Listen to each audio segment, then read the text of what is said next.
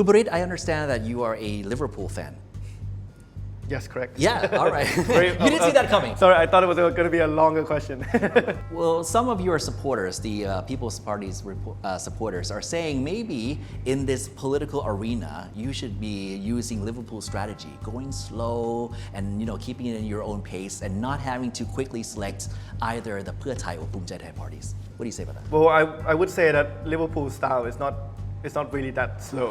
I mean, if we adopt Klopp's style of play, right. Gegenpressing, if I pronounce that correctly, it is to always be one step ahead and pressure the opponent towards losing the ball. I think what I would say about the situation is that we, all our decisions are based on what is in the best interest of the country. Right. And what we have been saying, not just today, not just the past 2 days, but for the past 2 months, since the clip came out between Paritwacharasindhu and Hun Sen, is that what would be best for the country if there is a new election as soon as possible, right. and there's a dissolution of parliament. Because we feel that whoever is the prime minister or whoever is in government under this parliament or by this parliament is not going to be a government that is stable, legitimate, or has enough potential to right. really solve the country's biggest problems on security and on the economy.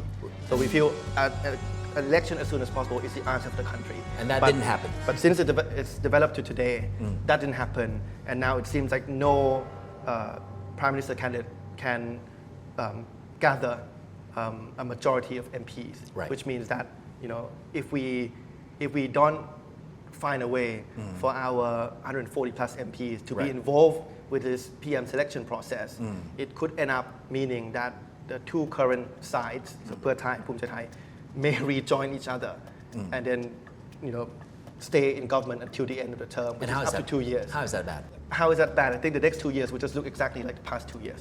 You will have policies that are not able to solve the country's problems. Yeah. You will have a lot of corruption allegations where each party will use as political bargaining tools. Right. So that's not what we want to see.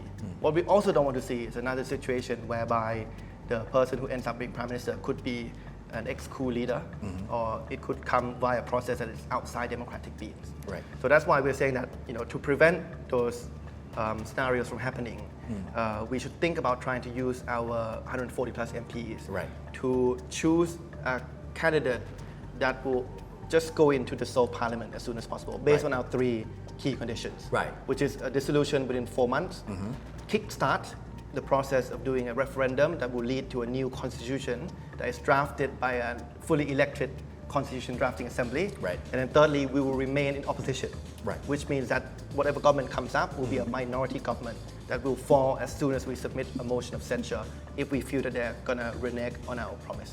If today Pheu Thai decides to dissolve parliament, we are happy to accept that. That's what we've been because asking that's what for. we've been asking for Yeah. the whole time. But if that didn't happen, and now there are 2 parties that have accepted our 3 conditions, right. We have to make our best decision as much as possible in terms of which is more likely to uphold its promise. Right. And to be honest, I will be completely frank, we don't trust anybody. Neither of them. Neither of them. So it will have to be a very careful evaluation of the risk involved. Right. I think on the one hand, we do try and put in mechanisms to ensure that we can control the government by forcing them to be a minority government. Right. I think there is some control that we can have over them. But I understand the public's concern that they may start off as a minority government, right. and they may end up kind of magically MPs just appear from yes, nowhere. Exactly.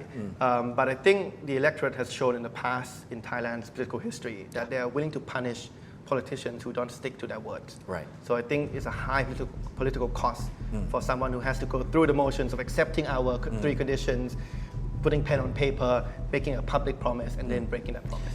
Pheu Thai said they came in with 11 million votes from Thai voters. I mean, they're asking the People's Party to respect that. On top of that, they're proposing that maybe we'll bring back the 97 Constitution to use that as a framework. What's your view on that? That's 2 separate points. I think on the number of votes, for me, whatever government comes out of this will be a government that is not legitimate by normal democratic standards. Right. That's why we've never said that this government will be able to solve our country's problems or it's desirable. We simply want to see a prime minister that goes into the sole parliament if the current caretaker prime minister does not do so. Right? So I think it's not a debate on legitimacy. And if we're going to debate on legitimacy, right. we would say that we as the biggest party in a normal democratic country would still have our PM candidate or even without our former PM candidate, we would still be able to nominate one of our members or our party leader as a PM candidate today. Right. But that's not the case. So I think that debate is not a debate that is relevant to today's situation. Okay.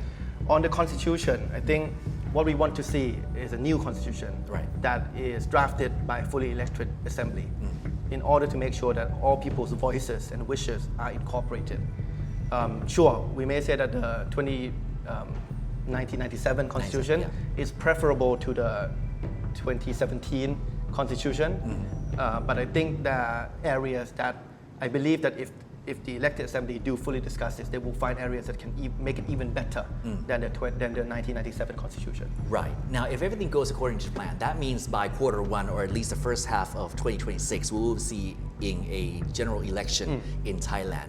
How prepared or how ready is the People's Party based on the fact that a lot of your MPs and a number of your key figures are at the moment facing legal challenges which might end up with them being disqualified? I think every party has to be ready for an election any day. Right, because as soon as the power is returned to the people in a democratic country, every party has to accept that and present themselves to the people as to why they should be the best choice for the country. So in that sense, we are prepared for election any day of the week, any time of the year. Tomorrow? Sure. Well, thank you so much for your time. Thank you very much. ขอบคุณมากครับ